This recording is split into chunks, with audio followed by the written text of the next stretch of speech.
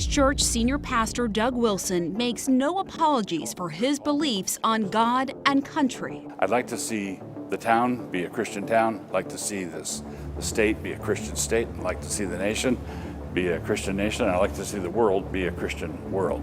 And now Wilson's controversial views as a Christian nationalist are gaining sway in the nation's center of power with the recent opening of his new church and high-profile parishioners like Defense Secretary Pete Hegseth. Is planting a church in D.C. part of your mission to try to turn this into a Christian nation? Yes. So every society is theocratic. The only question is who's theo? In a secular democracy, it would be demos, the people. In a Christian republic, it'd be Christ. Well, what would you say to someone watching this and say, look, I'm a Muslim. Who are you to say your worldview is better than mine, that your God is better than mine? Well, if I went to Saudi Arabia, I would fully expect to live under their God's rules. But you said earlier that you want this to be a Christian world. Yes. So you want to supplant their religion with your Christian. Yes, by peaceful means, by sharing the gospel. There's a lot of work yet to do.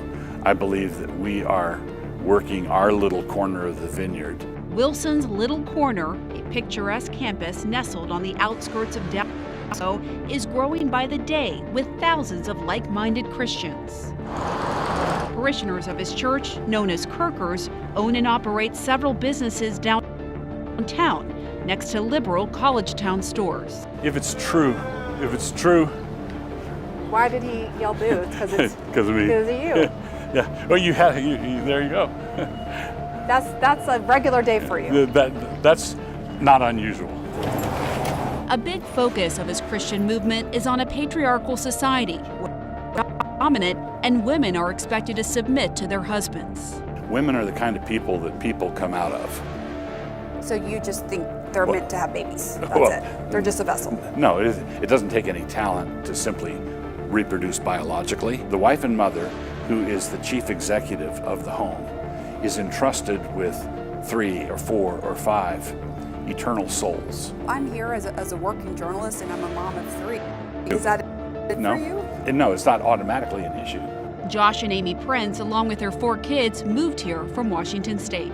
Do you see Amy as your equal? Yes and no. In the sense that we're both saved by grace, we're absolutely on equal footing. But we have very different purposes, God-given. But do you see yourself as the head of the household, as the man? He is the head of our household.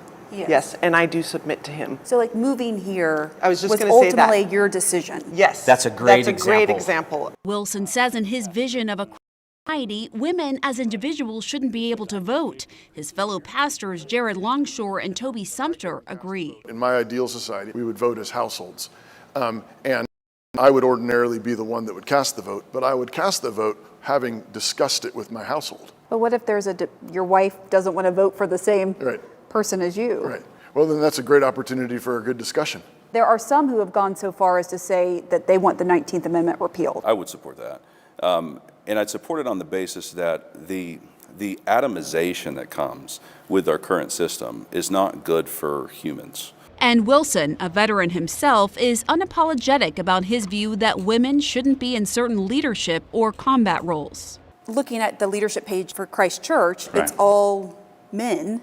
Do you accept women in leadership roles in the church and in government? In the church, no. Why? Because the Bible says not to. Well, that's not what happens in the Bible. Women do lead all the time. Progressive faith leader Reverend Jennifer Butler is concerned about Wilson's growing influence. He is rapidly gaining in power. He has hundreds of churches established around the country.